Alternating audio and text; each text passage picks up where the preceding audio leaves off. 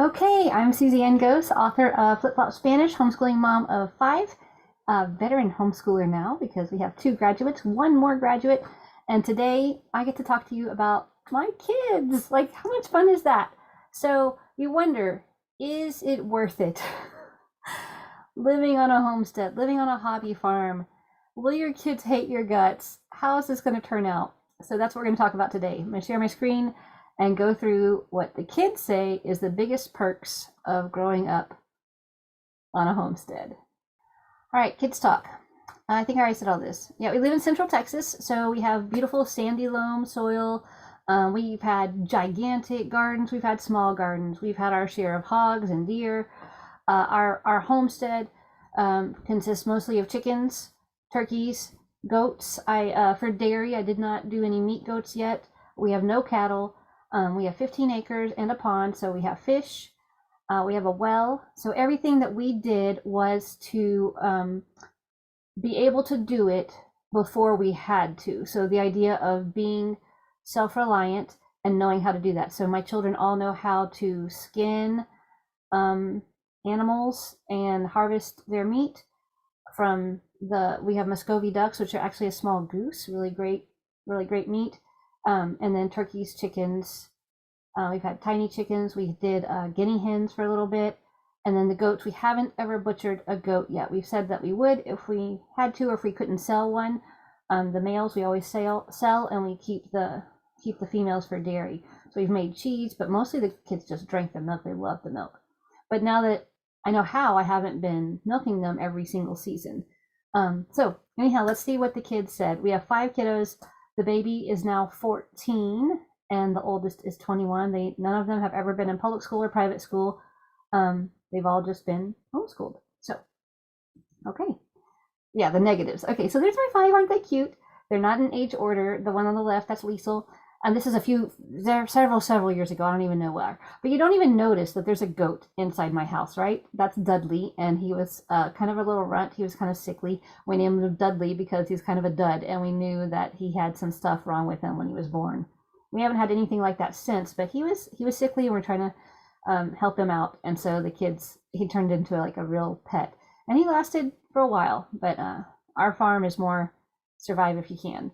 So that's Liesel, Mitch, Jake, Anna Gale, and Audie. And the middleest is the blonde female, and then the oldest is in the orange shirt. So here's the negatives. Everybody has plenty to say about the negatives growing up. It's hard work. They complained a lot about how they had to work. They all had chores, indoor, outdoor. We would like go through them, rotate them. So dishes, cooking, feeding the animals, mowing, lawn care, working on the fence, plumbing, all that stuff rotated through everybody. The girls mostly did inside stuff and keep the house in order, and the boys mostly did outside stuff. We moved here when the oldest was 13, so it's been 7.5 years, and the baby was 7. So she only really remembers this house mostly. The isolation, yeah, we live about 45 minutes from everything. All of our friends still live back in Bryan College Station, which is about 45 minutes away, so we can't go to everything, which I think is really good because I'm an extrovert and I would go to everything and I would not stay home. So I really appreciate this slow pace of life. Extremely inconvenient. Yeah, if you forget something, you just forget it. You know, today, in fact, my 16-year-old boy, he's the one wearing the Devil Dog shirt, the Marine Corps shirt there, but now he's 16, so he was 9 in that picture. He wanted to go hang out with friends. I told him I would take him halfway, and the friend wasn't willing to come halfway. So I was willing to drive 30 minutes. The friend wasn't willing to drive 15 minutes. He'll have his license next month, though, so that will change. But yeah, it's inconvenient. It's weird. They don't, they don't like being weird, different from everybody else. Definitely a complaint as they're growing up. It's exhausting. Yes, they don't get to, like, if something happens, if the well busts or the snow, we had the snow apocalypse a few years back, and it broke the barn roof. We didn't get to stay in your warm cozy bed. You had to get up and go fix it because the goats were freezing. If you lost a goat in the snow, you had to go look for it. So These are the negatives. And then they hardly get to sleep in. They sleep in on Saturdays only when I get up and I do the animals in a real Sabbath mode. I take my time, I take my coffee, and I just slowly go around to the animals. I have a lot of things that are in systems now after 7.5 years living here. It's very easy to do, but we grew the farm slowly, which is the best advice I could give. In fact, if you see my other seminar about the major mistakes I made as a new homesteader, you'll hear about that. And there's always something to be fixed, especially my youngest boy now. He's here by himself as far as, there's the girl, the boy, and then the baby. And so he bears a lot of the work to be done. Happily, though, my husband is home full-time as well, so it's not as much work. Okay, so those are all the Debbie Downers that you're going to hear if you have, normal humans that complain. I don't have any Pollyannas. My baby, the youngest, she's a Pollyanna, but I don't have very many, oh, it's fine type of kids. So if you have teenagers growing up on a farm, on a homestead, you'll hear the complaining. But here's the good news. All right, so there's my eldest. He is a jokester. He doesn't look like that anymore. That was a costume party that he went to. He was Dilbert. So he did great. I don't know if you know the cartoon Dilbert, but he looks just like that. And then that's Audie, the youngest boy. And Mitch is pretending to push him off a cliff. In one of our travels for conventions, for the homeschool conventions, I would take them, different kids, sometimes one, sometimes two, but never more than two at a time on the convention trips. So he is very funny, he's very witty, and he's 21 years old now. He's got his robotics degree in progress. He's also working as a security guard, putting himself through school. He lives about an hour and a half away now. He moved out as soon as he graduated. Worked on a chicken farm and then moved up to Waco. Well, they moved to Bryan. He was a busboy at a restaurant, and now he's up in Waco working as a security guard. So I'm just trying to give you a little bit of background of his personality so you can hear what he has to say. Oh, he was a beekeeper growing up. So because of his interest, we all went to the beekeeping club. It was phenomenal. Out of the state, there's only 6 students that ever got their apprenticeship license before the age of 18, and my boy was one of them. So he loved beekeeping, harvesting honey. He passed that exam. It was amazing. So, okay, so firstborn. So this is what he says. He learned through life, time management, plumbing, and electrical. He really liked that he was resourceful, and he was required to be resourceful, and now he can learn anything. So now that he's out on his own, he's not scared of anything going wrong because he knows he can fix it. And then time management again with formulating a plan, but I'm going to read to you what he said earlier. So this is me just reading what he texted me earlier. He said, well, living and working go hand in hand when you homestead. Every morning when the whole family woke up, we had somewhat of a daily briefing on what each child or parent was going to do that day and how they would need to accomplish it. For instance, we had a lot of electrical and plumbing issues on our farm since Dad was busy at work nearly all day. So yeah, when we moved here, it was a shambles. I think most homesteads, if you're going to get them for a deal, you move into a mess, a big project. So since Dad was busy at work nearly all day, it was up to Jake and me to learn how to fix it, to make sure it was done properly in as little as time needed, and for as little cost as possible. So my husband was laid off really quickly after we moved here, so that was a big deal. We learned through action how to manage our time, our resources, and I think the biggest advantage of all is how to find the answers you need. If the fence was broken in a spot, we'd ask Dad how to fix it. If the tractor wasn't working and Dad wasn't home, we learned how to hotwire it. It has given me such an advantage now as an adult how to adapt to practically any situation and formulate a plan of action based off of limited information. So that's from the eldest with the most experience out in the world, which still isn't that much, right? He still lived within an hour of us. He looked at the military, but he doesn't have a whole lot of life experience, but he is confident. So I think homeschooling and homesteading have both given him those options. All right, so here's my second eldest. He was dealt a bad hand. He has scoliosis and visual processing disorder. So he always wanted to be a Navy SEAL, but you can't really tell from that back shot of his. He's a bodybuilder, you can tell that. But his scoliosis is 2 60-degree curves, and you can't have that big of a curve and get into the military. So he was dealt a different hand. So he's 19 years old now. He's working on this videography and photography business. There's not a whole lot of things he can do because of the back pain, and the way his scoliosis is what is required for him. So he's also bodybuilding and encouraging others that suffer from scoliosis. And so he said that the skills that he learned from necessity have really shown him a lot. Of course, resourcefulness again, and peace and quiet of nature and space. So what did he send me? The best thing about growing up and living on a farm for me would be all the different abilities I have now.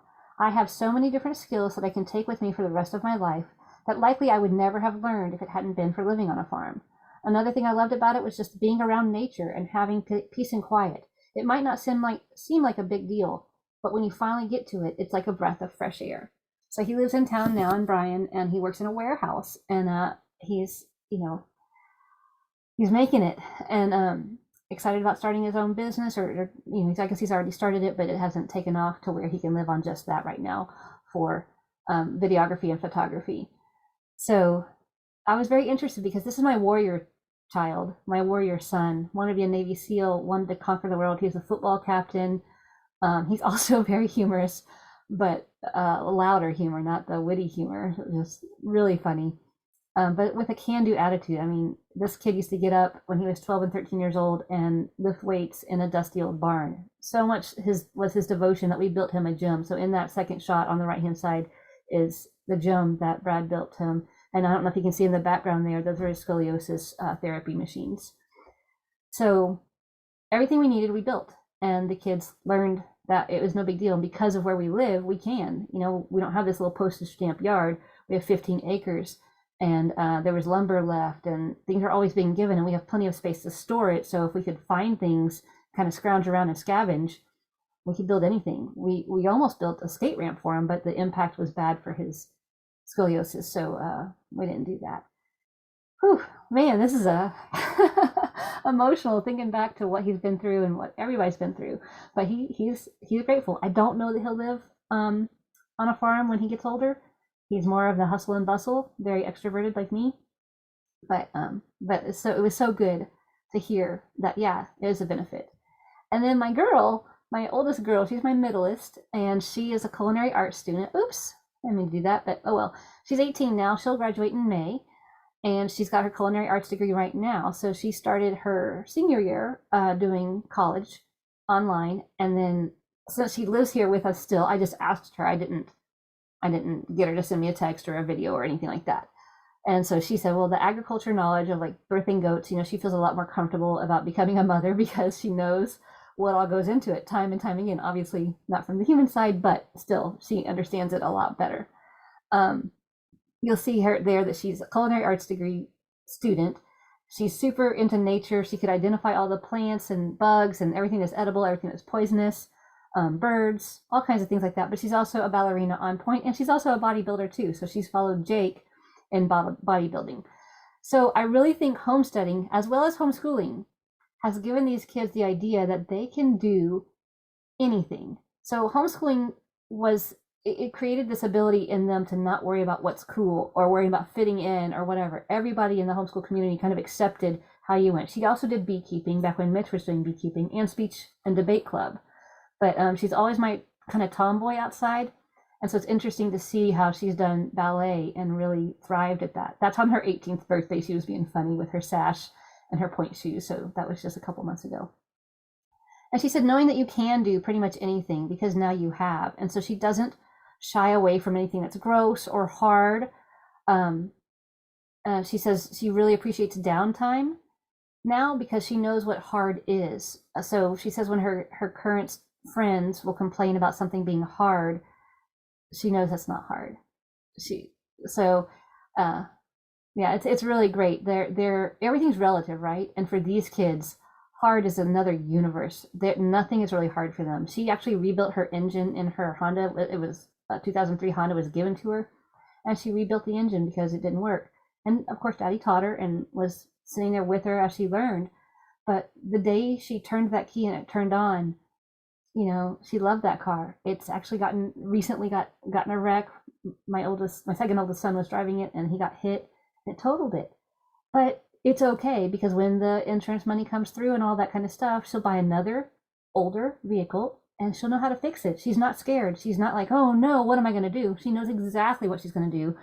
And if she doesn't know exactly what she's going to do, she knows how to fix it. She knows what to that she can fix it. And so I really appreciated asking her those questions, and she was able to respond with so many positive things, even though she hasn't graduated yet. So those are my top three adults, right? 18, 19, and 21. I've got my 14-year-old and my 16-year-old left, and let's see. So there they are on their dirt bikes. Audie actually completely rebuilt that one in the front with the red and the blue seat. He actually got that just like almost just a frame out of a junkyard and bought it, and has been spending 3 years now working on it. And so it's just recently been fixed now. And then Lisa in the back, we bought that one, and she just had to do a little bit of work on it. But don't be too impressed, because my 9th grader and my 10th grader, I asked both of them, what are the perks of living on a homestead and growing up homeschooling and homesteading? There are none. They only had the negatives. So if you were in the part where we were for however many years, where they did not appreciate it, they did not see the value, they did it, I won't say they did everything happily. Some things were fun, like, getting to paddle boat around on the pond, and building a zip line, and making a tree house just because you can and you have the ability and the time.